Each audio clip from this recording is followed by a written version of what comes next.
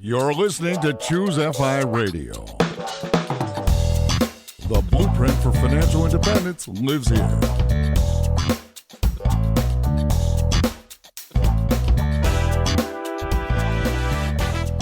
If you're looking to unlock the secrets to financial independence and early retirement, you're in the right place.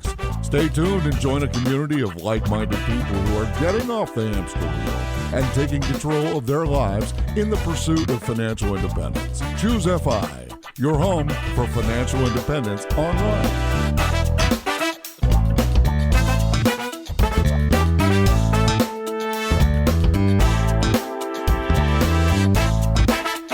Hello and welcome to the ChooseFI Radio podcast. Today on the show, we are going to be talking about forced geo-arbitrage, which is a slightly different way of looking at the situation. We are going to be speaking with Rich Carey, who is in the military, Air Force, Lieutenant Colonel, has traveled all over the world, and as his chosen lever to financial independence, he is crushing the real estate game. And to be honest with you, this is something, because it's a blind spot for Brad and myself, it's something that we don't spend a whole lot talking about, how you can use real estate to totally crush this game. We're going to try to rectify that situation today. And to help me with this, I have my co-host Brad here with me today. How you doing, buddy? Yeah, Jonathan, I'm doing great. I had the good fortune of meeting Rich at a FinCon in San Diego a couple of years ago, and just a really, really nice guy. We had a great conversation, and I got to learn a little bit about what he's doing with his life, basically with this amazing real estate investing, his career in the Air Force, and what his plans are forward. Luckily, we reconnected a couple months ago, and I found out he was a big fan of ChooseFI. He's obviously a member of the FI community, and this was the perfect person to have on to really talk to us about getting into real estate investing on a level that, Jonathan, you and I are interested in. So yeah, this should be fascinating. And with that, Rich, welcome to the show. Hey, thanks for having me. Rich, I love that you have done so well with real estate, especially with what many people might consider the limiting factors of not having the stability of being in one location, not having a background in real estate as a real estate agent. I mean, you really do have a lot of stuff that many people have used as excuses not to get involved in real estate. And I definitely want to talk about your strategies for success in this area. But before we do that, because this is a financial independence podcast, and because I know that you're so passionate about this concept, I'm curious, what lit that spark? How did you even find the idea of financial independence? Where does this come from? Okay, well, I start by saying I think I was a fan of financial independence without knowing what that word meant. Me and my wife have always been big savers, kind of like, live frugally, save. We've been doing that kind of like from the beginning of my career, like since 2000. But probably just a few years ago, I'd say about maybe 3 years ago, I was just playing around the web, surfing around, and I ran across Jim Collins' blog, just JL Collins NH, where he's got like the stock series that kind of talks about an approach to money, an approach to investing. I had never really seen a blog like that before, and it kind of talked about like, this is how you should invest, and this is what you should do with your money. And I was kind of blown away, like, wow, this is a really cool website. That's the only one I'd ever seen. I'd never seen anything else like that before. I was kind of like, well, can I find anything else like this? And I think from his site, I ended up finding Paula Pants Afford Anything. And those are kind of the two places I found first, and kind of realized that there was this whole community of like-minded people that thought just like I did. And I think from there, I ended up at FinCon, and then the story kind of starts from there. So Rich, you said you're naturally frugal. Talk me through what that looks like in your early life, even in your early career, like when you first came out of college and started making some money. What does your life look like as a frugal person before finding the real concept of FI, let's say? Okay, so when I say that I'm naturally frugal, maybe that's not totally fair. So when I first started my blog, my very first blog post ever, it was called My Wife Knows Money. And basically the premise of that blog post was that the reason that I am successful, I think in money and in life, has a lot to do with my wife. My wife's Chinese, and I think sometimes Asians tend to be very frugal and good with money. And that's where I'd sort of attribute some of my success. When I married her, I married the right person for me. And I think that us together at the beginning of my marriage, she realized that I had a bunch of student debt. And she asked me when we were dating, how much student debt do you have? And I said, I have no idea. And I didn't really want to know. And she's like, well, you better figure it out. Like, get on the phone and find out. And I was kind of like, geez, I don't want to find out how much student debt I have. I mean, I just keep borrowing money, but I'll pay back someday. And so I did that. I made a bunch of phone calls and did a bunch of math. And I told her, I'm like, well, I have $32,000 in student debt. And she was very upset. And we were dating at the time. We weren't even engaged. And she actually started crying, which I thought was very strange, a very strange thing for a girl that you're dating to do.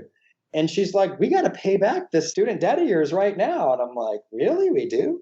And that's kind of where this started for me. I kind of realized that she was right. And we paid back the student debt and we got married. We ended up buying a house a little bit later. And we ended up with this idea of, well, we bought this house now.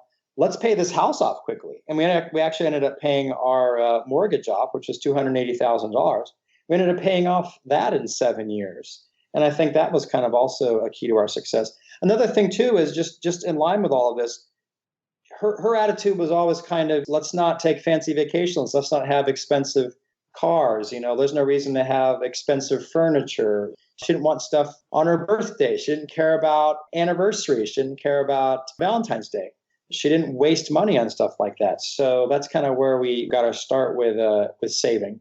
That's amazing. I was actually visualizing, as you were talking about your wife, or at this time, girlfriend, going into tears when you told her your number. Yeah. I was visualizing my wife's face when she found out I had $168,000 in student loan debt. And my wife has a very expressive face. She has very expressive eyebrows. I thought they were about to leave her head. That's how high the eyebrows were going when she told me that. No tears, but I think she wanted to cry. I know that look. Yeah, I can certainly picture Danny with that look without question. And Rich, how great is how much student loan debt do you have? I think that's the ultimate FI dating question. I mean, that is absolutely hilarious that you're on a random date and your girlfriend asked you that. That is awesome. And hearing you describe her, that description is very similar to my wife, Laura, which is really my secret of success in the FI world, is finding the love of my life, a life partner who is amazingly frugal and who just doesn't want these things, just wants to focus on what makes us happy, as opposed to these little trinkets that show affection. Right. That really is the secret of success. I remember early on in our marriage, I'm in the military, so I was in Guam, which is some island in the middle of nowhere. I had to be gone for our first Valentine's together. And so I thought I would do something that, any smart husband would do. When I was gone, I had a dozen roses sent to the house. And then I called her, I think the next day, and I'm like, did you get the roses? And she's like, how much did those roses cost? And I'm like, I think they cost like $200. And she's like, are you crazy? $200? She's like, never do that again. And so I actually never do that again. I haven't sent her flowers since. To her, it's a waste of money. She'd rather put the money in the bank. That's fantastic. Hey, Rich, I just have one quick question. I'm always looking for actionable tips for the audience. And one thing that stuck out to me was you had student loan debt. So I think that My Wife Knows Money article, I think it was somewhere around $32,000, but yet you followed the military path. So I'm curious, did you do ROTC? Did you do some type of OCS after graduation and you didn't know you were going to do military while you were in undergrad? I guess I'm curious how you came out with that type of debt and were continually racking it up, as you described in your story, while pursuing the military path. The way that it worked out was when I was in school, I just kept borrowing money. Even though I came into the military didn't necessarily have a system for paying off your loans for you. There was no loan forgiveness or anything like that. So even though I joined the military, that student debt was still there the day I joined the military. So I still had to find a way to pay it back, even though I was an officer in the military. If you could have done it again, was there a different type of program? Maybe I'm misunderstanding how ROTC programs and such work. I was under the impression that some of those offer full scholarships in essence. Are there things you would do differently, I guess? Well, that's the funny thing. The funny thing was I had a full scholarship from the military. They actually gave me a full scholarship. So they were paying my tuition, they were paying my room and board. And I was even an RA in the dorms. So food was covered and everything. Even though I had all of that, I was still borrowing money. They were letting me borrow money, and I was actually not necessarily using that money to pay bills that I needed to pay. I was using that money to like travel with my friends. Oh, so and, like, you were not naturally frugal. Like, we're uncovering the secrets here. It was your wife that caused you to change course here. No, this is absolutely true. I made a change in my life when I married Eileen, and she brought me around and got me to see things the right way. I was certainly somebody who felt like I should be living the high life, and I deserve a new car, and I deserve to live large, and I deserve to travel with my rich friends. And that's how I lived until I met my wife. Wow, that's an interesting phrase. I deserve to. How many people go into an extraordinary amount of debt because I deserve to? That's fascinating, Rich. I remember my dad telling me, I said that I wanted to buy a car when I think I was in high school. And I said that I wanted to buy like a new Honda. I think a Honda Accord for some reason sounded really cool around like 1990. He's just like, that's not a good idea. Like at your age, like you have no business buying a brand new car. And I said, I deserve a brand new car. I don't see why I shouldn't have one. And I had this like big argument with him. I remember being very angry with him that he didn't think I should have a brand new car. And I mean, of course, now I can see that thinking was flawed. But at the time, it made perfect sense to me. Like, why can't I have these things? Why can't I have these things that I see other people have? That's just the attitude that I had at the time. So, Rich, when you met Eileen, she sounds like this incredible influence on you. How quickly did your actual mindset change? That's a big deal, right? Like from I deserve it to, oh, wow, I'm with this wonderful woman who wants to live this way. Did your internal state change? Do you recollect that? Yeah. I think when you're growing up, even when I was younger, I'd say even as young as like 12, but certainly by the time I was in college, the whole time that you're growing up, people always asked you, what kind of woman do you want to marry? I remember I always answered, whatever, you want to marry someone that's, pretty, somebody that's all these different attributes are kind of obvious. But I always said, I want to marry somebody that knows how to handle money. I always said that ever since I was young. And I don't really know why I said that, but it's just something that I always said. And I believe I did that. I believe I married somebody that knows how to handle money. I think when I married her and I realized that I was wrong about money and she was right, I sort of adjusted my attitude real quick because I knew that that was the right thing to do. Hopefully that makes sense. And it does remind me, Brad, of you're the average of the 5 people that you spend the most time with. And, when your center is so drastically removed by one of those frugal people being your spouse, that person has to count for like 2 or 3 of those people at that point, right?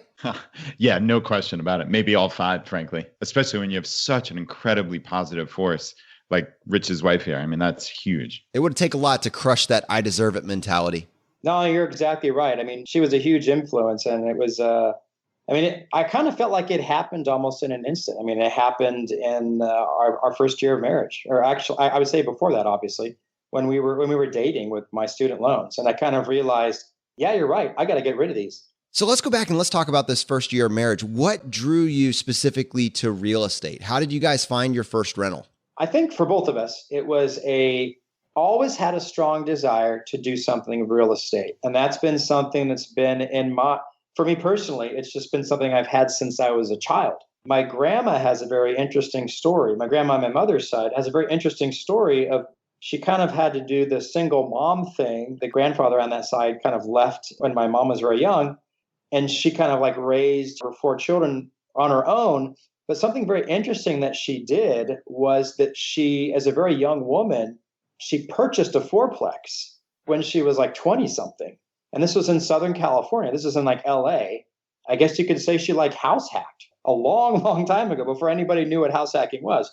But she purchased a 4-plex and lived in one of the units and then rented the 3 other units out. And she just sort of innately knew that this would be a really good idea for her. And that 4-plex of hers has been so important to her life, so important to her net worth, even today. Like it's a massive part of, what her children are going to inherit when she passes away. And it's been such a core part of her net worth her whole life. And that always intrigued me. I've known about that property ever since I was a child. I knew I wanted to do something like that myself. And so that's what drew me to try to do something like that as soon as I could in the military.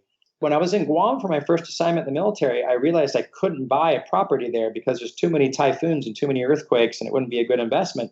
So I had to wait until my second assignment in Alexandria, Virginia, which is essentially Washington, D.C. where I finally was able to buy my first property, which was a townhouse for $280,000, which we lived in for 2 years and then moved away and ended up renting out, I think, for the next about 13 years. Wow. So your inspiration for this slightly different choice was a decision that your grandmother made. I mean, that inspiration transcended multiple generations. That's incredible that it had an impact, not just on the child, but on the grandchild. And I mean, at the time, I think everybody told her, like, you're a single mom. You have no business buying a house like this. Like, don't do it. It's a horrible idea. And you're going to go bankrupt and you have no business buying a house. They actually told her that's something a man should do, not a woman. And she did it. And it was huge for her. I think now we have the benefit of having so many different stories that have been documented of people winning by choosing to do some form of house hacking. But your grandmother is flying blind. I mean, that's courage, right? No, that's something, but what she did is something I'm very, very proud of. Rich, did you ever talk to your grandma? I mean, obviously this would be decades after the fact that she made that decision, about what led her to that decision, and also like even like the bare bones. So you're looking to get into real estate investing, and obviously your inspiration is your grandma. Did you ever talk to her about the numbers, how it was to be a landlord? Did you ever actually talk to her about that stuff? You know, it's funny. I don't think I necessarily talked to her about her side of it. I didn't talk to her about what she went through at that age. And I think that's probably a great idea. I probably should have this discussion sometime soon. But what I did actually very recently was I talked to her very specifically about my numbers. Because again, for me, it was just very recently that I told friends, told family, had a blog where I was open about what's going on in my life, open on Facebook, before I was able to just like openly share with people what I'm doing with real estate. Because there's some, as I think you may understand, and sometimes people deal with, sometimes it's kind of awkward to share the success that you've had with close family and friends. And that's something that I've only done just recently. And sometimes it creates problems, within a family. I did that with my grandmother, and I told her the properties that I'd bought and how I bought them and what I paid for them and what I rented them out for. And her being somebody who understands real estate very well, she was like really happy, and laughing and kind of like, wow, that's great. And she was like really happy for me. And it was like a very happy moment for both of us that we were sort of sharing this real estate success with each other. Well, let's qualify this for a second. So to be honest with you, we really haven't even told our audience how successful you've actually been at this. And I would imagine many people are thinking, okay, well, I know what, I'm in the military and I know how difficult it is. You move to a station, maybe you consider getting a property there. A lot of people talk about purchasing one property at each different place that you go. So, maybe you've been on 2 or 3 tours, maybe you have 3 or 4 different homes that you're renting out and that's cash flowing a certain amount. Rich, after you've been doing this for the period of time that you've been doing it, how many homes are you renting currently? I've been in the military for 18 years. Right now, I have 20 rental properties. Wow. All right. So let's set the frame on this. You're working in the military. You have a modest salary that grows as you continue to get promoted. How do you afford 20 properties? Is this being obtained through leverage? That's the kind of interesting thing about my particular story is because of the way that I saved and invested and the fact that I paid off my first property, the 20 properties that I own are properties that I actually paid cash for. So that's all paid off property. Wow. I mean, you actually follow basically a Dave Ramsey plan here. Like I could never visualize how you scale and pay for all of your properties cash, but you have 20 properties. None of them have a mortgage on it. Correct. Interestingly enough, Dave Ramsey was kind of my inspiration. It's kind of a funny story. My inspiration for paying off my original loan on the house in Washington, D.C., the one that we paid $280,000 for.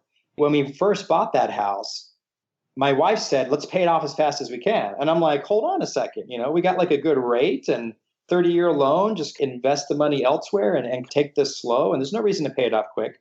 And then I read Dave Ramsey's Total Money Makeover. And I saw in his book that like I had hit all these steps already and I was doing a great job and I'd already paid off all my debt. But there was a step in that I hadn't done yet. I hadn't done the step of paying off your mortgage. And I was like, oh my gosh, he wants me to pay off my mortgage? Thought that was kind of crazy at first. And I thought about it. Well, wait a second. Well, maybe that makes sense. Maybe I should pay off my mortgage. So I went to my wife and I said, guess what? I think we should pay off our mortgage. And she's like, I told you a couple of years ago we should pay off our mortgage. So I finally came around and I had to hear it from somebody else. I had to hear it from Dave Ramsey, but eventually I agreed with her and we ended up paying off the mortgage. She said you could have saved us all a lot of time. if you just listen to me first. Exactly. Yeah. She had the idea first. I heard it from her, then Dave Ramsey, and then I was in agreement. Maybe Dave Ramsey heard it from her. Possibly. So Rich, place us in time here. How old are you when you bought this Alexandria property?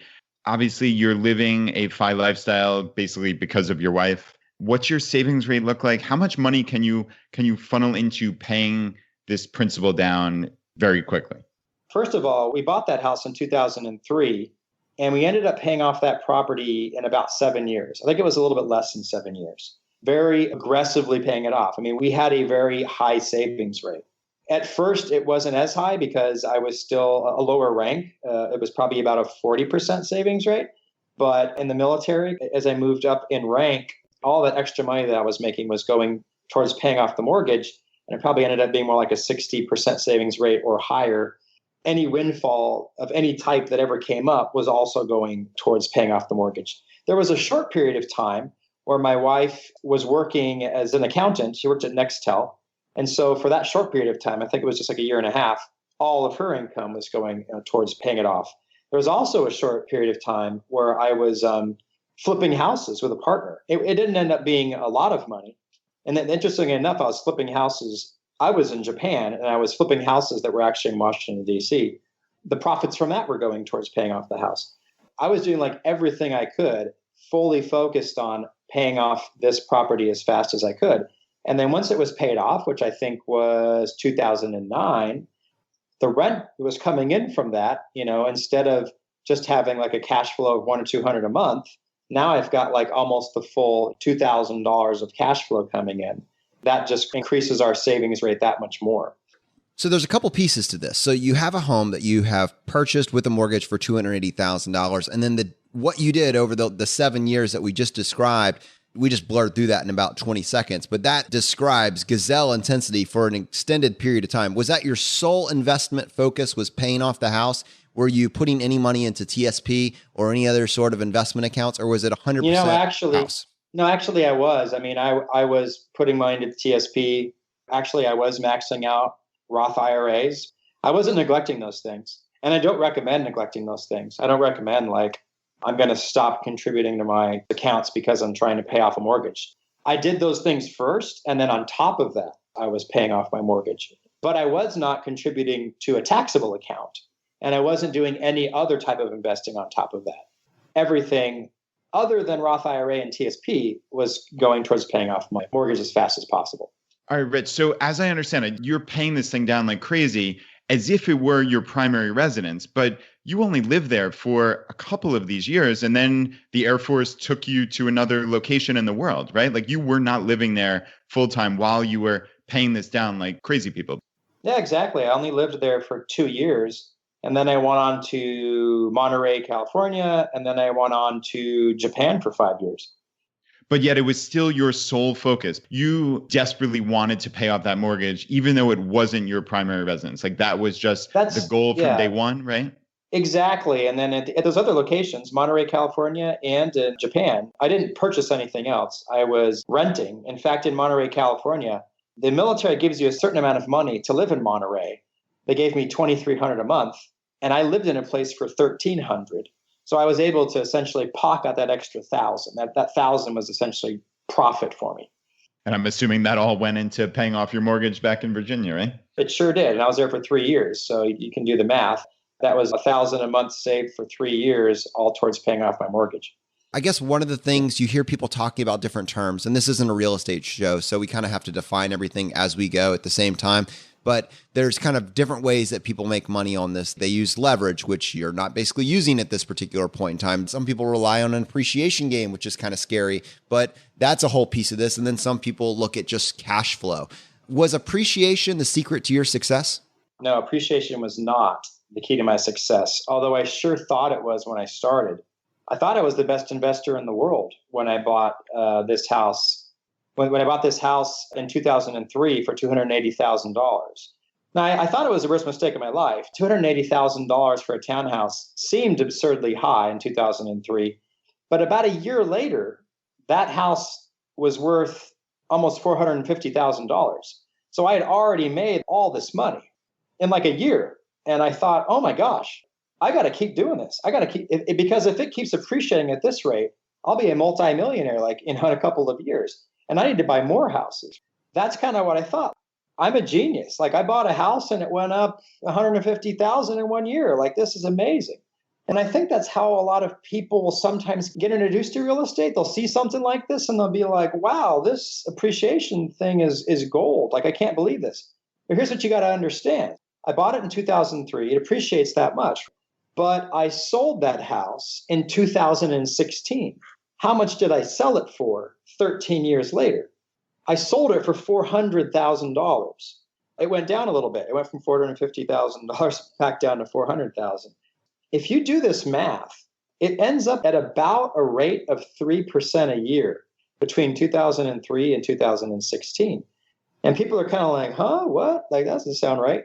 But that's true of lots of locations. Like that ends up being true of California. That ends up being true in Honolulu. That ends up being true in, San Diego. When you look over long periods of time, a lot of people will focus on these periods of time where it jumps 20, 30, 40, 50, 60, 70% in a few years. And they'll think they're getting rich from real estate. And I would say that's sort of like buying Amazon or Apple at the right time and just making a killing. It has a lot to do with timing and luck. But really, over the long term, I don't think you make your money in appreciation. You might make 3-4% a year over a long run, but you're not going to make like huge money. And so I would say no, it's not from appreciation. Yeah, that's an interesting calculation, Rich. I just did that. So while in our mind's eye, when we hear, oh, it went from 280,000 to 400, that's an incredible amount of appreciation. If you actually just run the simple math and just multiply each successive year by basically 1.03, right? 3% higher. After 12 years, it's exactly $400,000. That is the perfect illustration of when you hear the numbers, it sounds like extraordinary appreciation. But when you actually look at it, that's 3% per year. And by the way, a lot of people would probably say that really it just kept up with inflation, which actually is, isn't that great. So, Rich, we've kind of already told people the end game. You have 20 properties paid for, free and clear, which is absolutely incredible. I think even experienced real estate investors aspire to be able to say that at some point if they were being intellectually honest. But we have to get there because we talked about your first 7 years and like a madman, you were trying to pay off $280,000 using, a modest, although probably above median income. You were able to knock this out. But now it's been 7 years. How do we go from one property paid free and clear to 20 properties? And are they spread all over the world as you pick up one at every duty station? Or is there something else here? There's a couple things here. One is you brought up buying one at every duty station. And that brings up something that I like to talk about when I'm talking to an audience about real estate. And that is people in the military, a lot of times they have this idea that the key to success in real estate is to buy like a property at every location you ever end up living and live in it for 2 or 3 years and then rent it out when you leave.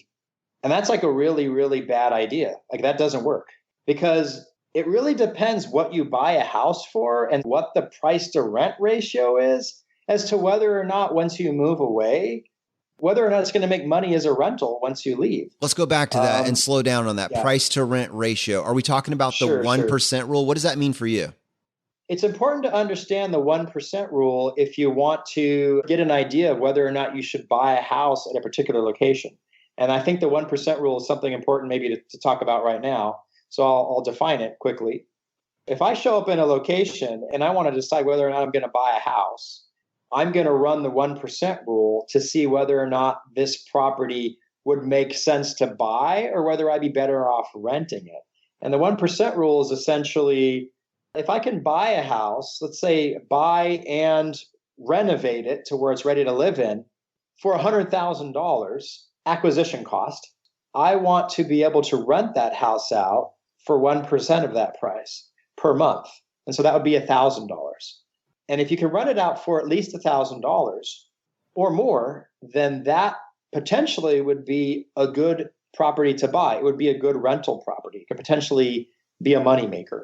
If it's going to be like renting for a lot less than that, then you probably should not consider buying that property. You probably should consider renting there. And let's take the example of when I moved to Monterey, California. When I moved there, houses were selling, like a 2-bedroom, 1-bath that they were trying to talk me into buying, was selling for $900,000.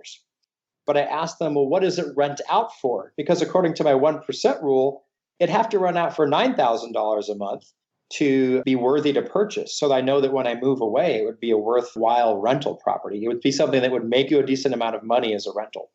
But it only rents for $3,000 a month. So you can buy it for $900,000, but it only rents for $3,000 a month. It's a very bad idea to purchase a property like this. That's the 0.3% rule. I don't hear that talked about at all. Yeah, exactly. Exactly. Right. So anyway, I guess in a very roundabout way, I'm getting to what I ended up doing with real estate later. To be quite honest, I didn't know about the 1% rule when I bought my house in Washington, D.C. I just bought a house, and my house did not meet the 1% rule. I bought it for $280,000, and it rented out for about $2,000, and later it rented out for about $2,400. So it didn't quite meet the 1% rule. It wasn't really making me that much money. It was not a great rental property. It was not an ideal way to use my money. When I moved to Montgomery, Alabama, later in my career, 2013, at this point in my career, I understood the 1% rule, and I looked around and I started to realize, wow, I could buy a property here. I could buy a property here for $45,000 and potentially rent it out for $900 a month.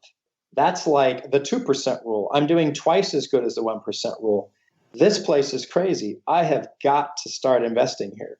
And so that is what kind of made me realize I've been doing rentals in the wrong kind of city. I need to do it here. Essentially, all 20 of my properties are all in the same city. They're all in Montgomery, Alabama. I doubled down on that city. That's kind of how I ended up where I am today. I definitely want to dial into this focus on Montgomery, Alabama. This is the heart of the story. And this is where I know me personally, as a novice real estate investor, someone who's looking to get into it but hasn't yet, this is an interesting thing because especially these low priced houses, right? You're describing, I think, 45,000 or somewhere in that vicinity, right? $30,000 to $50,000 properties. When you first moved there and you understood, okay, this is an opportunity. This is a 2% rule opportunity. Did you first buy one property and just kind of dip your toes in, or did you really dive into this? I think from my perspective, I did it conservatively. I bought the first property. I bought a property for $30,000, and then I put about $15,000 into it, so $45,000 total, and I rented it out for $750 a month. So it still fit the 1.5% rule, and it was a very good rental. There was a lot of difficulty with that house. A lot of things, because I was brand new, didn't know what I was doing. I ran into a lot of difficulty with that house. Difficult enough of a situation where my wife actually thought wow, that was really tough on you. Yes, real estate just isn't for us. We probably should just forget about this. And I said, no, let's keep going. I want to buy a second and a third house right now. Let's do it. And I made offers on a second and a third house as soon as I got the first one rented out. And I think this ended up being around Christmas. And so I bought house number 2 and 3, I think within days of each other. And so I had sort of house 1, 2, and 3 rented out fairly quickly.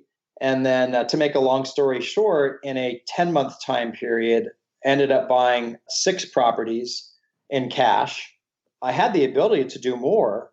The numbers looked so good and everything seemed wonderful. But I mean, to be quite honest, I was thinking to myself, what if my tenants just stop paying? What if my tenants trash these places? What if the military bases close and everybody moves away and I lose all my money? I had all these crazy ideas in my head. This seems too good to be true. What if none of it works? I had 6 properties that were paid off. I ended up moving away. I moved to Germany, and I thought, let's just see what happens. I guess if things go well, I'll keep buying properties there. And then if they don't go well, at least they're paid off. I won't get in too much trouble. The end result was those properties did very, very well, and I had very little problems. So I just kept buying. Let's go back and let's go a little bit deeper on that. So you found all these properties while you were stationed in Montgomery. So you are local at this point in time where you're really getting your feet wet and getting this experience. That's really cool. Where are you finding these deals? Are you walking the neighborhoods? Are they on the MLS? How are you finding them? There are a number of different ways that I ended up getting my properties, but probably at that time with the first few properties, it was just MLS. Certainly like 1, 2, and 3. I would say just MLS, but I believe property number 3 or 4 was a short sale where I made an offer on it very early on and then ended up hearing 2 months later, oh, by the way, that offer was accepted. And I was like, what offer? They're like, oh, the one you made like 2 months ago. I don't remember that. And they're like, yeah, it's accepted. And it was like a really, really lowball offer. I ended up making lots and lots of lowball offers on lots and lots of properties, lots of short sales that I went after, lots of Fannie Mae foreclosures, there's something called HUD Home Store, but like basically 2 different kinds of foreclosures that they were advertised on MLS, but they were something that required a lot more paperwork and discipline and pain in the ass, basically, to purchase. Well, let's go into that. So I'm really curious there. So there's a couple limiting beliefs that I have. One is that I'm not going to be able to find deals on the MLS. I don't know how you feel about that now in 2018. That's limiting belief one, I'm sure. Two is that the hassle of having 6 properties and having someone call me directly and having to go change light bulbs, fix toilets, call handyman, like all of that stuff is a little bit scary. And is there property management in place? Do they have your cell phone number? Those are different things that I'm curious about. Okay, so I guess first we'll talk about MLS. Again, in Montgomery, Alabama, I'd say even now, but certainly at that time, more so at that time, that particular year, there were deals to be had on the MLS. It was an amazing time. The prices seemed very low, and they were.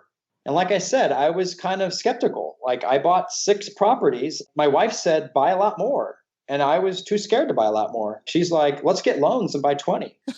And I was thinking like, well, that's crazy. Like it could be the worst mistake of my life and we could go bankrupt. And she's like, well, these prices are too good. You're crazy to pass it up. But I was being conservative. So I paid cash and bought 6. And then I waited a year to see if I went bankrupt or not, and I didn't. But anyway, the MLS was working at that time. There were good deals to be had on it.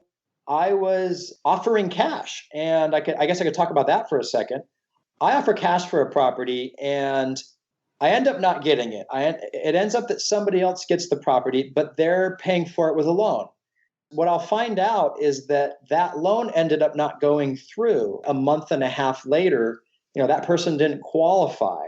And so this property ends up coming back on the market, and the person's pissed off. They're upset.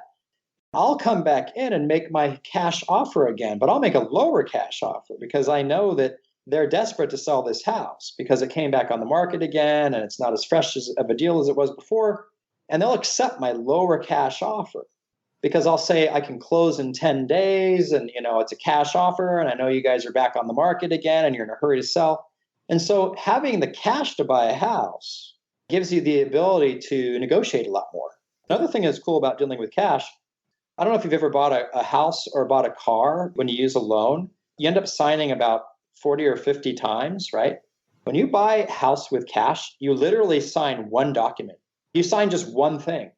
And then you bought the house. And I always thought that was really cool. Brad, I'm curious to get your input on this, but as I was thinking through this, when you listen to a lot of real estate shows, just in general, a lot of them are targeted to how to get a house with no money down, creative financing strategies. Our audience is so radically different from that audience. We have cash. We're starting from a framework of a 50% savings rate. What a built-in advantage for someone in the FI community saying, hey, I'm interested in real estate.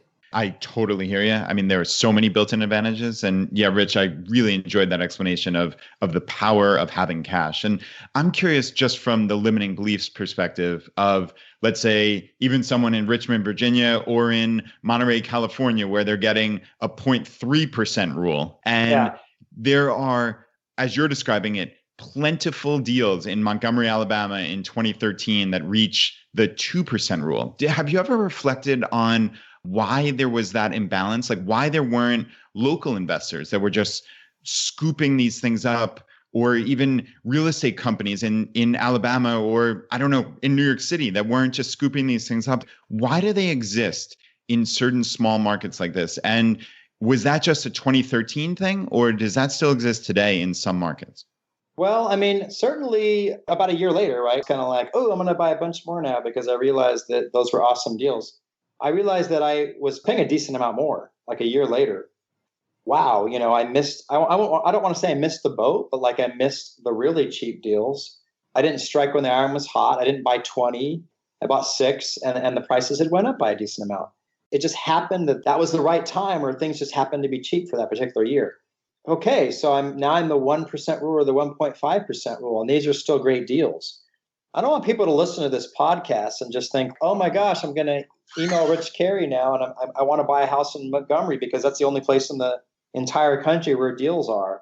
Like that you're going to get case. those. You're going to get those emails either way. I know. I get them all the time. Yeah, but that's not the case. Like Birmingham is the city that's right next to Montgomery. Like Birmingham has these deals too. The cities that you're reading about all the time, like Austin, the cities that have like massive growth and everybody's moving to and like are in magazines all the time because they're super popular and everybody loves them and they're growing jobs and all this kind of stuff. Okay, guess what? Those are the cities where you're not going to get the 1% rule because everybody's talking about them and everybody's already ran there and everybody's investing there and everybody's excited about it.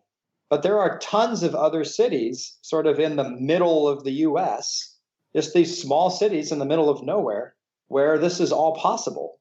Montgomery is one of lots of cities like that where these types of things are possible. By no means is Montgomery some magic place. It just happens to be a city where I was stationed for 10 months. But this kind of thing exists in these smaller, low cost of living cities. You can't make this happen in a high cost of living city for like some of the reasons that I described. Like there's too much investment. There's too much hype. All the investors are already there. Everybody wants to live there anyway. The opportunities are gone. This is going to sound probably to the experienced real estate investor, this might sound dumb, but I think it's useful for me as someone that's kind of generically interested in real estate and probably to people in our audience that are listening to this thinking, how do I find these deals? We just talked about the MLS. Frankly, I don't even know how to access the MLS. I would imagine real estate agents can kind of open up those doors for you and maybe you can just log in. But like, what about tools like Zillow and Trulia, things like that will give you access. You can draw the little map. Can you start to like search general local regions with open source free tools like that? Yeah. So when I was in my buying frenzy, what I ended up doing at one point was after I bought those 6 houses and then moved to Germany, and then I bought a few more houses and I was kind of like running out of money, but I wanted to buy a bunch more. So I sold my house in Washington, D.C., right? And so that gave me like a bunch of cash because I was paid off. And so I took like all the money from that and just kept buying houses in Montgomery, Alabama, which means I had a ton of money to buy houses with. And I was buying houses at a very fast rate. And what my wife was doing was my wife was the one who was finding houses on the internet. And then working with my real estate agent in Montgomery, Alabama, and also working with my property management company, which I guess we haven't talked about yet. But she did it all on like Zillow and Trulia. That's what she used. She didn't have to work through a real estate agent. You don't have to have a real estate agent to have the information on an MLS anymore. The information that's on an MLS is almost instantly transferred to Zillow and Trulia with like maybe some very small exceptions and some very small mistakes, but like 99% of it is instantly on those 2 platforms. So you can just search on there. And so my wife had all these things set up where when new houses came on the market, she would get an email and then she would call up my real estate agent and say, go look at this house for us. And she'd go look and she'd take pictures. And we had like a whole system set up where we were just like, buying houses quickly. And my wife was doing it all from Trulia and Zillow. You just made me so happy. I got my new hobby locked down. I'm so good at using the internet. So Rich, I want to lead into that question about the property manager and how you're running this empire of 20 real estate properties from abroad. But I guess my lead-in question to that is, describe to us what these properties are like. Like, what does a $40,000 or $50,000 house in Montgomery look like? Is it low income? Is it middle income? Are there considerations to buying houses that inexpensively that you considered and ultimately overcame? Yeah. These houses that I'm buying are middle income, low middle income houses. They're even though I bought some of them very cheap, I bought one of them for 30,000. I bought some of them for 40,000. They're all worth between 65 to maybe 80,000. They're all 3-bedroom, 2-bath minimum. Some are 4-bedroom, 2-bath. They're in neighborhoods that are, I guess I would say, like, it's in Montgomery, Alabama, and they're all kind of like in sort of a downtown area. I guess you could say that they're relatively safe neighborhoods with some crime. Me, as a military officer, I probably wouldn't live in these neighborhoods. I think there's a little bit more crime than I would want to live in myself. And the schools are probably not as good as I would want for my families. But by no means are these bad neighborhoods. By no means are there lots of crime. By no means are these dangerous neighborhoods. I'll also say, like, the kind of, like, when somebody moves into one of my properties, from the outside, it's like the house is like freshly painted on the outside. It's from the outside, it looks really nice. The grass is mowed nicely. The inside of the house, it's going to have all brand new carpets, like all freshly painted. You know, the kitchen looks nice. It's probably been like recently remodeled. Bathrooms look nice, kitchen's nice. And every time somebody moves out, the management company comes in and brings it up to looking that nice again, and somebody moves in. So I guess what I'm trying to say is it's not like it's some sort of slumlord operation where, there's like cockroaches everywhere and I don't ever fix anything. When things break, something's wrong, like an air conditioner's broken or something, the tenant will call up my management company and like they will come out and get it fixed.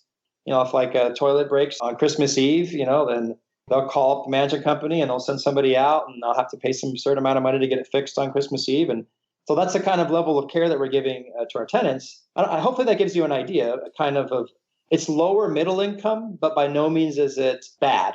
Hopefully that gives you a sense. Yeah, it definitely does. And I think in a lot of people's mind's eyes, when they're hearing a $40,000 property, they're thinking this is the lowest of the low. But you're just describing, hey, this is maybe lower to middle income in Montgomery, Alabama. I would say this is like working class. This is like the people that have like, salary jobs, teachers, factory workers, just like blue collar jobs. This is where they live.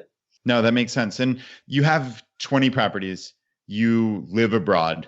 You obviously have to have some type of system set up. You have this property manager. You have a team, I have to imagine. Yeah. Really talk us through this, because I think this is where a lot of people get hung up. Like Jonathan described before, having to receive calls on his cell phone and having to go over and fix a toilet. Obviously, you're not flying from Korea or Germany to go fix a toilet in Alabama. Right. So talk us through your system and the actual properties. Like, how does this work for you on a week by week, month by month basis? And how involved are you personally? I wasn't involved in the management of my properties at all. I started with a management company from day one, from when I bought my first property. Couple of reasons for that. One was I was sort of practicing and getting ready for moving away because I was going to leave in 10 months. And I wanted to start working with a management company right away so I could work out the kinks and know that this property management company was going to work when I moved away. Another reason was I would hate, being a landlord. I did not want to get phone calls, and I don't know how to fix toilets or do anything like that. Like, I don't know how to do any of that stuff. I don't want to be bothered with stuff like that. I'm happy to pay like the fee. I pay 10% management fee. I'm like happy to pay that fee, to a management company to handle that stuff for me because I don't want to deal with that stuff. And I build that fee into my thought process of I've got to pay this fee too, so I need to buy the house for at least this much money or it won't make sense as a rental property for me. I had that from day one. On the very first property, I bought that property. I was involved in all the rehab because I wanted to learn about all that stuff. And then once it was ready to go, I gave it to the management company. And then I bought the second and third property. The second property was move-in ready. The third property needed a lot of work, and I was involved in all of that just because I wanted to go through the learning process. And once those were move-in ready, I turned them over to the management company, and they managed them for me. I was involved in a lot of rehab stuff when I lived there, and my management company contacted me a lot about smaller details and, kind of like, hey, this came up with your property and we're thinking about doing this. Like, what do you think? Do you think we should do A, B, or C? They kind of asked my opinion on a lot of things. And I kind of didn't like that because I thought like, well, I'm paying them 10%. And a lot of these things they're asking me don't seem that important to me. It seems like they're probably smart enough to make a lot of these decisions. So a lot of times I would say like, well, if it was your property, what decision would you make? between getting a used fridge or getting a new fridge. And like, well, I'd probably get a used fridge. And I say, well, then that's what I want you to do. I sort of got them to the point where they kind of realized, first of all, if it's like a decision that's less than $200, like you don't need to call me, just make the right decision. In a lot of situations, they just realized that I was just going to ask them if it was your property, what would you do? Right. But I mean, obviously there's a trust factor here, right? You wouldn't do that with a property manager that was after your money, just trying to rip you off, because they would just charge the most expensive thing they could and then take the profit from that. I realized with my property manager that I had somebody who had my best interests at heart. They wanted to do the right thing for me. They wanted to save me money. They wanted to give me all the options and then let me make the decision. But they found out that I trusted their expertise because they themselves had many properties of their own. Once I'd realized that I trusted them and that they were trustworthy people, and they had 6 of my properties, and I had been closely scrutinizing the work that they had done while I lived there, and realized that they were kind of like, I'm good to go. I trust these people, and moved away. I realized like I was going to keep going with these people. But this is kind of a very important point. Once I moved away, I wasn't able to buy a property and then be involved in the rehab anymore. And so I convinced my management company to do that for me, which is not the normal job of a management company. A management company does not usually rehab a property for you and then rent it out for you. They usually take a property that's move-in ready. Sort of because of my personal relationship with them and the fact that I'd already had 6 properties with them, I convinced them to, hey, I'm going to buy properties from Germany, but they're going to need a lot of work. So I'm going to need you guys to supervise the rehabs on them. I'll pay you for that. Like I'll pay you for your time, but I'm going to need you to do that. And then I'm going to turn over to you. And then you guys are just going to manage them like normal. And they were against that at first, but I was kind of like, well, let's try it and see how it goes. And it worked for both of us. And so we did that for house 7 through 20. It was a model that worked for us. So I had somebody on the ground that I could trust to do these like large projects, to oversee them. And it happened to be the same person that was going to manage my properties for me. And that was key for me. Key that it was somebody I trusted, and key that it was also going to be the same person that managed the property for me. Another thing that was very important about this was that whenever I went to buy a property, I had a real estate agent that would look at it for me. I had a property inspector that would inspect it for me and make a report. And those 2 things are very important. But another thing that I did was I always had my property management company go look at it, because they're the ones that knew if the neighborhood was good and if the floor plan was good. And so sometimes I would have a property under contract that I was about to buy, and I would send my property manager over there, and they would be like, you know what? Tenants really hate this floor plan. Like I'm going to have a lot of trouble renting this place out. And so I'd end up changing my mind and be like, well, you know what? I'm not going to buy this property then. Sometimes I'd even forfeit a deposit because of that. Yeah, that personal relationship is just so essential. And I mean, we've described that dozens upon dozens of times over the 100+ episodes here about just how essential it is in life just to be genuine, create these relationships, because you never know where they're going to take you. This was unprecedented from this property management that they would go in and help renovate. But because you had that relationship, you made it happen. And that really is remarkable. I'm curious, A, did you have like one particular person at this property management company that you dealt with exclusively? Was it an entire team? And also B, do you recollect what that kind of odd structure looked like where you compensated them to help oversee the renovation? This is a small property management company. It's just 2 people. They're the ones that are handling everything for me. Well, I mean, 2 people that are the joint owners, and then they have a staff of like 4 people, and then they have like a little construction team, and that's like the whole company. And they handle like about 400 houses. From my perspective, it's kind of a small company. The way they set up their fees, it's actually pretty important, because a lot of people might think that what I'm paying is high, but I'll explain to you why it's not. They charge me a 10% fee on everything, like just 10% of rents, right? And a lot of people will pay less than that. They might pay 8 or 7%. But I pay 10%, even though I have 20 properties now. But to me, it's totally worth it, because they charge nothing to write a new lease or to find a new tenant. So when a property goes vacant and they have to find a new person, there's actually like no charge for that. And that's very unusual, because a lot of places will charge like half a month's rent or a whole month's rent. just to go out and find a new person. And then I think you guys asked me about this earlier. It seems like this 1% rule or 2% rule in the city, it's so amazing, right? Like, how is it possible? There are trade-offs. When you're in a city like this where the 1% rule is working so well, or even the 2% rule, you have other things going on. Like, maybe you have like higher crime in a lower cost of living area. But another thing that happens a lot in a situation like this is you have higher turnover just because of the makeup of the area that I'm in. People come and go more often. But because of the way my property management company sets up the fee structure, it doesn't hurt me very much. I mean, if they charged me a month's rent every time somebody came and went, I'd be hurting a lot. But since they're just charging me a flat fee, it ends up not hurting quite as much. They're actually quite good at finding people and getting them in quickly. So Rich, actually, that's a perfect segue into, I'm curious about the actual financials and like the accounting and how you do this from abroad, but also since you were just talking about like expenses, right? So let's just assume back of the envelope, you bought 20 properties at $40,000 and each of them are at like a 1.5% rule. So that would put you at $12,000 per month in gross rents. But do you have a sense in your details, in your Excel spreadsheets, what your actual net income is after all of your expenses? Yeah, it's been hard to calculate because I keep buying properties.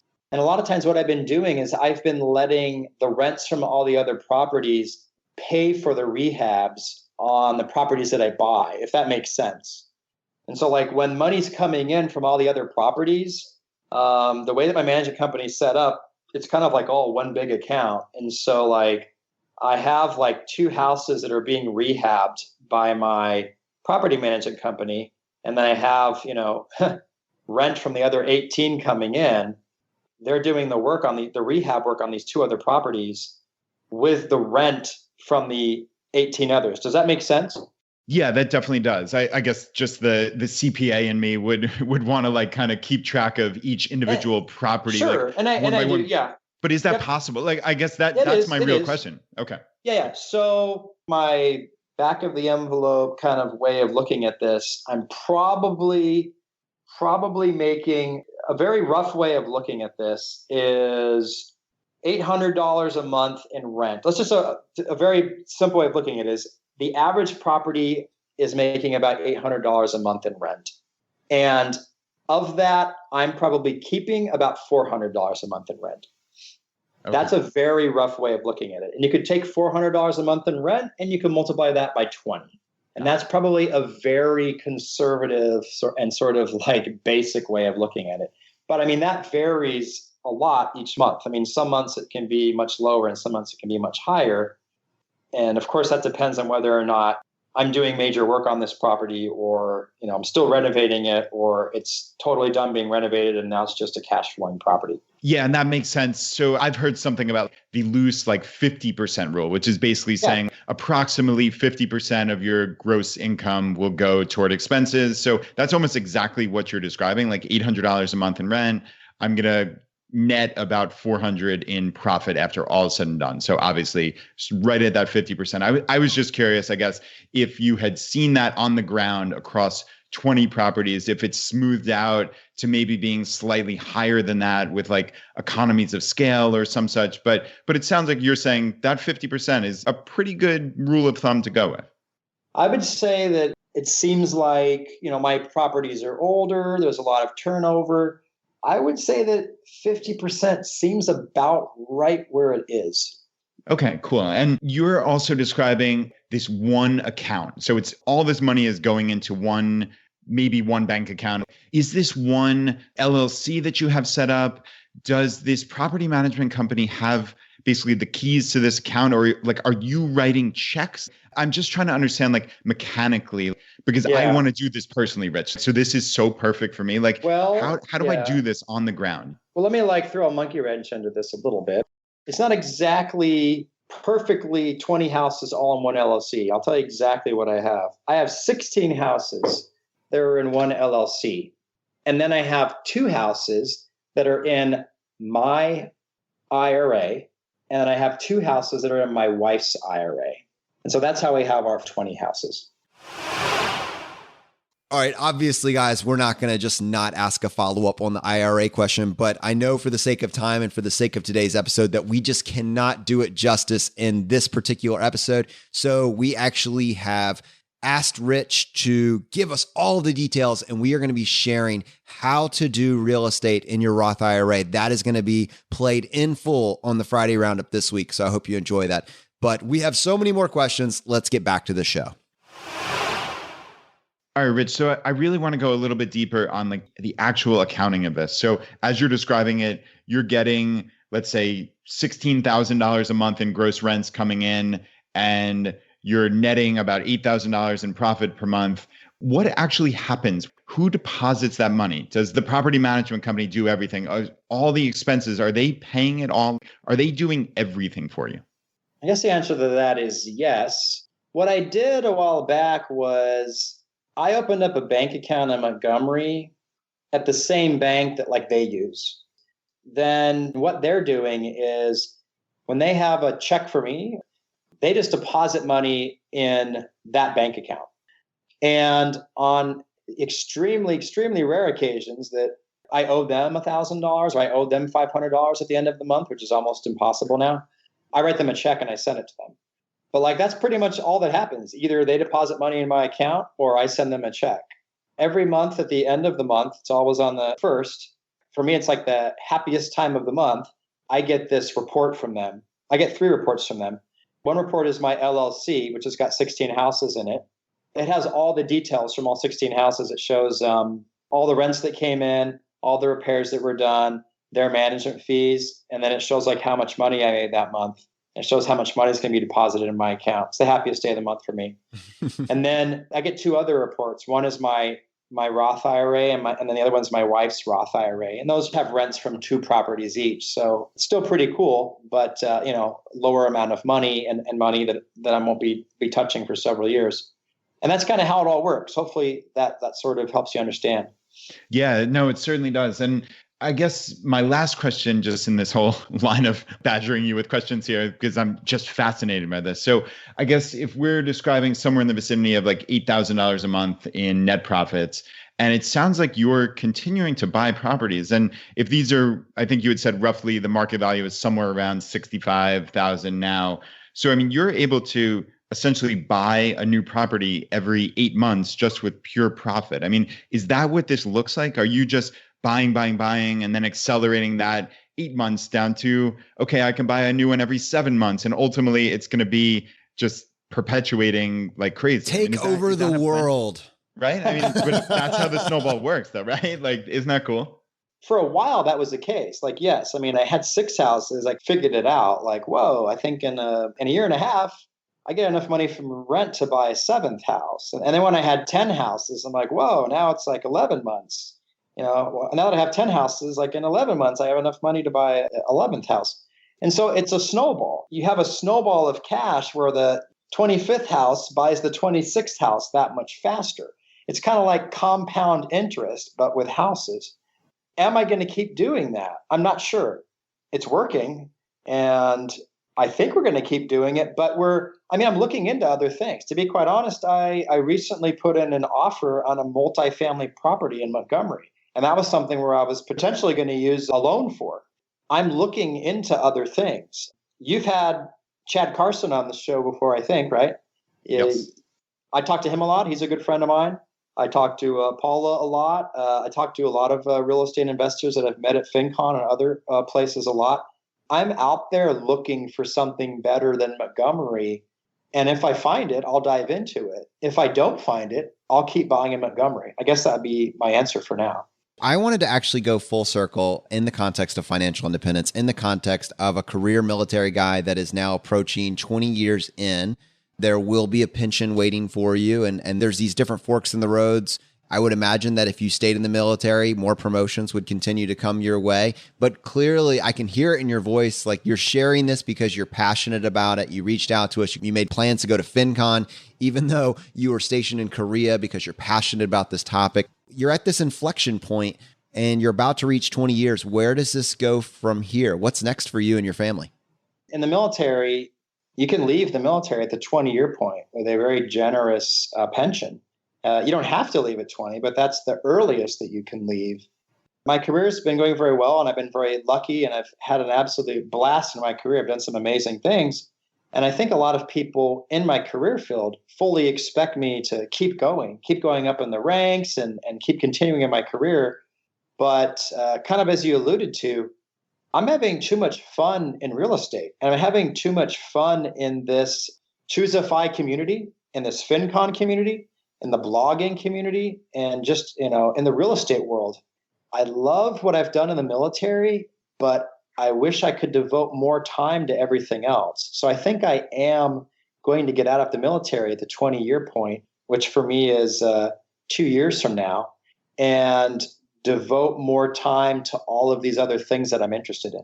Okay, now I have a follow-up question for you, because what you have put together is so comprehensive, and you got this military member that's being stationed all over the world and is thinking, what actionable advice would he give to me? I have my choice of duty destinations, and clearly the sweet spots would be like Honolulu and, maybe San Diego. But knowing what you know now, speaking to the person that has that interest, that bent towards real estate, what actionable advice would you give to that individual? First of all, I think that you guys spent the beginning of this podcast digging into my frugality, right? Digging into how I saved and how my wife sort of influenced my change towards frugality. I think that's a big key to it. I mean, first of all, you have to be in the position. A lot of what I've done with cash, right? You have to be in the position to do that. You have to be financially in a good place to be able to responsibly invest in real estate. And so you have to save and be frugal and invest well. And I would say it's extremely important to max out your IRAs and your 401ks. And if you're in the military, your TSPs. I think all that stuff's extremely important. You have to start your real estate sort of investing career from a financial position of strength. And so you have to focus on that first. There's a lot of these other podcasts, books, courses that sort of preach like, oh, you're in debt, like you don't have any money. Don't worry, like you can buy your first property with no money down, or, you can use like credit card debt and use your grandmother's IRA, and you can invest in real estate. And like, those are all horrible ideas. Like, that is a horrible way to get started in real estate. Do it from a position of strength. Do it from the right place. So that's kind of where I start the hard and slow way. Save and invest and be frugal. I wish I would have started investing knowing what I know about the 1% rule and how, you need to find the right kind of properties and not buy the wrong kind of properties. I wish I would have done that a lot earlier in life. I don't think I had any business buying that townhouse, that I bought in 2003. It really wasn't a great investment. I should have rented that property and not bought it. So learn everything you can about real estate and don't buy a house unless it makes sense financially. Rich, you have been so generous and open with all this information. I mean, we are grateful that you came on the show. For someone that has listened to this and says, that was amazing, but I want more, what's the best way for someone to find your content and to connect with you? My blog is called Rich on Money, richonmoney.com. There's a real estate tab on there, and I have a complete guide to real estate investing. That is the best place to start. Also welcome your listeners to send me an email, richcarey@gmail.com, and just, ask me a question. Now, on most shows, that would be the end of the interview. But on this show, Rich, we would love to give you the chance to tackle the hot seat. Are you ready for this? I'm ready. In a world drowning in debt and rampant consumption, trapped by the chains of lifestyle inflation, these questions highlight the secrets of those who have broken free. Welcome to the ChooseFI Hot Seat.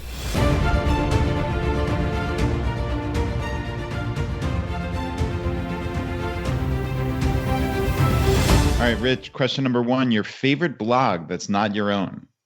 It's Jim Collins' blog, jlcollinsnh.com. It's the one I ran into first. Yeah, that's a life-changing blog for sure. It struck me like a bolt of lightning when I read the stock series, and it sounded like it did the same for you as well. It did. I send a lot of people there. All right, question number 2, your favorite article of all time. Now, this can be one that you wrote or somebody else's. It's from the same blog, and it's actually a very short one. Why You Need FU Money. I don't know if you guys remember that one. It's from Jim Collins' blog. I have read it and utilized it in my life many times. It struck a chord with me. I think it might be the one I found by accident. That, and then, of course, almost anything from his stock series. All right, Rich, question number 3, your favorite life hack. So in my job, I'm extremely busy, no free time. But what I always try to find the time to do is slow down and relax. And one of the ways that I do that is I'll usually try to find some time throughout the day to leave my office and go somewhere, go to a coffee shop and get a cup of coffee. For me, it's almost like meditating. You go somewhere, you get a cup of coffee, you sit down, just drink that coffee and relax for a few minutes. I know I've even had like the person at the coffee place say to me, like, you've been in here a couple of days in a row, like you must not be very busy. And the funny thing is, I am very busy, but I take that time. I take that time to leave the craziness of my office and the craziness of my job. And for me, it's almost like a meditation. No matter how busy I am, I get away and I meditate. It's like a meditation. Get away, order a cup of coffee, sit down, and spend 10 or 15 minutes kind of just drinking it and kind of just thinking about things in a quiet coffee shop. And I'd say I do the same thing with running. I'll go on a run. Again, I'm too busy to go running. Most people just skip the run or skip the workout because they're too busy. But I just make the time to go running. And for me, taking that time to go running is almost like a meditation for me, where it's just getting away from the hectic schedule that I have and thinking about things. All right, question number 4, your biggest financial mistake. After I thought I made all that money in real estate because I bought a house for $280 and it went up to $450,000, and I thought I would just keep doing that for the rest of my life and retire a billionaire, I did something called flipping new construction, which is very interesting. I bought new construction that wasn't built yet. And then by the time, this is in 2004, you put a deposit down on new construction. By the time the construction is actually finished a year later, supposedly it's appreciated so much in value that you can sell it to somebody else and just take that appreciation and make like a fortune. A bunch of people that I knew had already done this, so I decided to do the same thing. Unfortunately for me, the appreciation stopped happening about the time that I made my purchase. I luckily didn't lose a lot of money in this flipping new construction, but I certainly didn't make money either. And it was a huge wake-up call to me. If lots of people are making money by doing something, then it's probably too late. Don't try that. Yeah, this sounds like the stock tip from the Shoeshine Boy, right, Jonathan? Yeah, absolutely. It really is. And, appreciation is very, I guess, sexy at face value. You have this home that you bought for $280 and a year later it's worth $400,000. And I think that sexiness makes it very addictive, and that addictiveness can lead you to a dangerous place, especially if you don't realize it's a two-way street. Right. Yeah. All right, Rich, question number 5, the advice you would give your younger self. I think I said this earlier, but I would have started earlier with real estate. I would have loved to have started a lot younger in buying the right kind of real estate in the right locations. As I described to you, that snowball, right? That snowball of real estate that I started pretty late in life. I started that snowball at the point in my career where I'd already been in the military for 13 years. Well, gosh, I wish I could have started that, maybe at my first year in the military. But I just didn't have the knowledge, and I didn't have the background, and I didn't know what I know about real estate now. So if anybody else out there is listening a little bit earlier in their careers, in their lives, read up on my blog, read the right books, read up on real estate, and buy the right kind of real estate in the right places that's going to cash flow right. And that's the advice I give to my younger self. All right, now I do have a bonus question for you. And normally we ask about what is the last purchase you made on Amazon. I suspect that with you being in Korea, that probably isn't going to fly. So I think the better question would be, what is a purchase that you made over the past 12 months that brought the most value to your life? It's funny. I'm looking at this Snowball mic. I don't know why I want to say that, but I think it's silly, but I bought this before I did my first podcast. Somebody recommended that I buy it. And I did a small podcast, and now I've had the opportunity to do several. And it's opened up so many doors in my life, and it's opened up so many things to me, and I've enjoyed it immensely. Something small like that, just this little mic that I bought, for some reason has made all the difference in the world to me. Well, as someone that really appreciates good quality audio, both from the sake of a producer and as a listener, you sound fantastic. So yeah, that one investment, I mean, you might as well just be in the studio with me and Brad. Well, that's great. You guys both sound very good too. And obviously, when you do different podcasts, you hear varying levels of audio. Yeah, public service announcement, because we do have a lot of bloggers that are listening to this that either would like to be on a podcast as a guest in the future, or in general will have some purpose to do that. And I will just say that when you are a guest on a podcast, someone can't see you. They can't see how awesome you look and how awesome your content is. Their initial impression of you is the quality of your audio sound. Now, you may be like, well, that's unfair. Don't they realize all this awesome stuff that I've done? But it's just a reality. Your audio quality is the first impression. And the first time you hear that reverb from the room or that staticky noise in the background, you've lost 25% of the audience just right out the gate. So just a small little investment like what Rich is pointing out is incredibly powerful. And we appreciate you bringing that to bear with this episode. I mean, it really has been, it's enabled, I'm sure, a lot of people to immediately think about the quality of your message. And it's so powerful what you presented today. Absolutely transformative for someone that's looking at a relatable level. What does it look like to get involved in real estate, to scale it, and to build a life of freedom out of it? Thank you so much for coming on the show and being willing to share your story. No, I really enjoyed this. This was an absolute blast. This was wonderful. Thanks to both of you. And while obviously this episode is going to have appeal for the individual in the military that's looking to do this from potentially anywhere in the world, Brad, this is by no means limited to that individual. This is something that I am going to use. This is directly the type of information that I am looking for as kind of me and you try to figure out what the heck we're doing as we explore this world of real estate. Yeah, you and me both. And this certainly transcends the military. I mean, sure, it seems to work perfectly for Rich and other military members, but yeah, this is applicable to anyone. And yeah, I mean, I just couldn't stop peppering him with questions. And you are in rare form. I mean, you are the guy that goes deep, and I love that, but you couldn't stop yourself this time. No, this I really cannot. I probably have 50 more questions that I'll have to ask him maybe on round 2 or some such. But yeah, I'm so thankful that he took the time to answer everything with such specificity. I mean, that was really, really helpful. So I think this gave me the real mental framework for how I can approach this personally. And that is invaluable. All right, my friends, if you got value from the show, if you got value from today's episode, take 1 second. Press the subscribe button on the platform you're listening to this on. It just lets the providers know you're getting value from the show and you want to be here when we produce additional content. If you want to support us and what we're doing here at ChooseFI, here are 4 easy ways.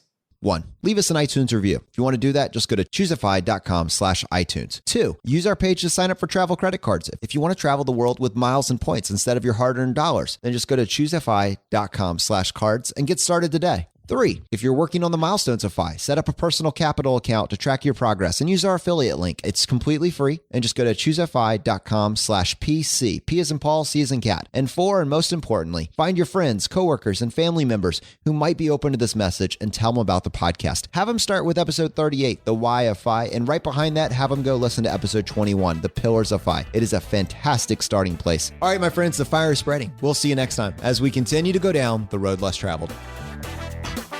You've been listening to ChooseFI Radio Podcast, where we help middle-class America build wealth, one life hack at a time.